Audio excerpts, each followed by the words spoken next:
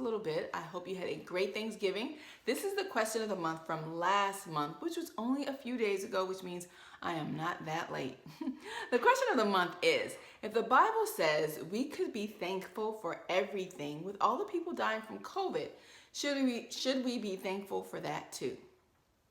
The essence of the question resembles the question, why do bad things happen to good people? After all, from our perspective, when people die, it's a bad thing. What is there to be thankful for? Now, I'm not sure if I've shared this before on Gal Talk, but when my mother was sick and dying from cancer, that was one of the darkest and hardest periods of my life. Was I supposed to be thankful for that too? When circumstances rock our lives, we can understand, or we are more willing to accept life's bad turns when we feel like we deserve it. If we rob a bank and get caught, we understand why we're in jail.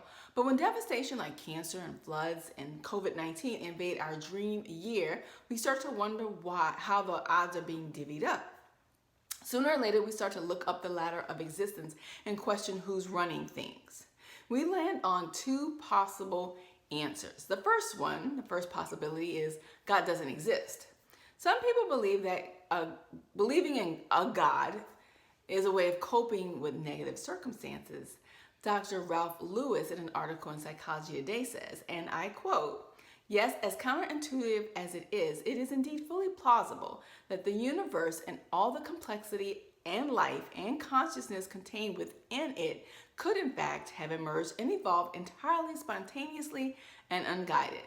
How precisely this could happen, how such astonishing and clever complexity could have arisen and developed out of fundamental randomness and simplicity, and perhaps ultimately out of nothingness, is what science is actually all about."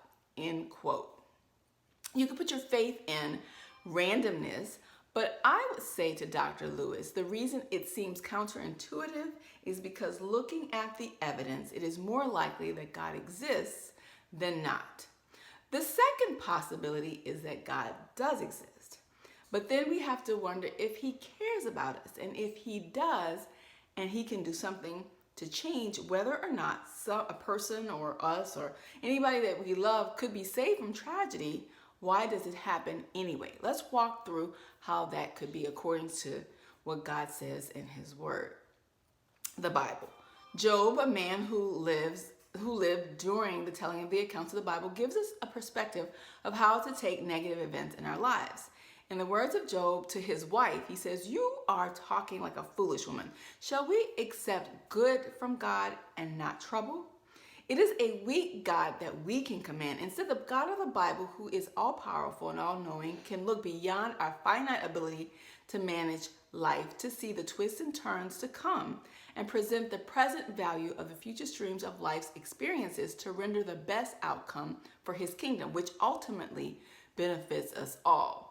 In other words, do you remember the scene in the Avengers Infinity War when the Avengers are trying to figure out what to do to beat Thanos, which, by the way, is taken from the Greek word thanatos, which means death.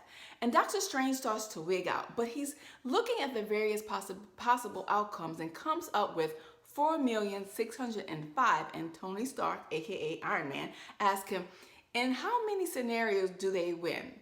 And Doctor Strange says, 1. But if you know the storyline, and if you don't, this is just a slight spoiler, the path to winning includes death and destruction. Now that's a movie, but in real life, taking into account all of everybody's decisions, good and bad, God manages existence.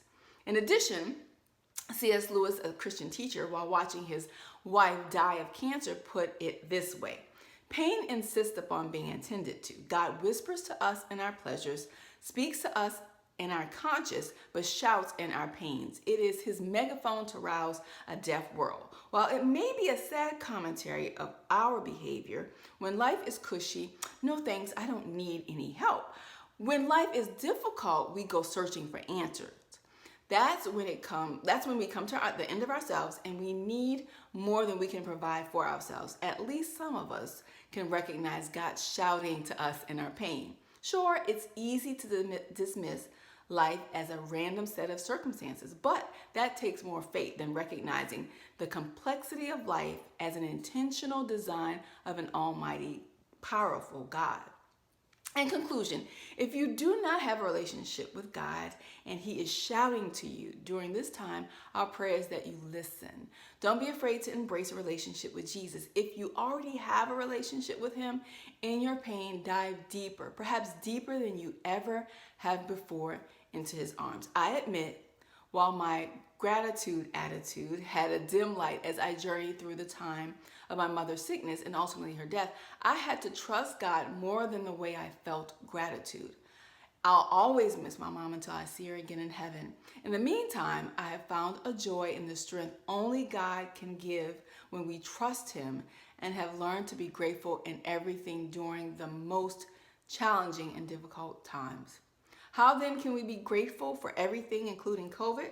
We can be grateful because we trust God's plan that this scenario is the best way for God to restore all of creation back into relationship with Him.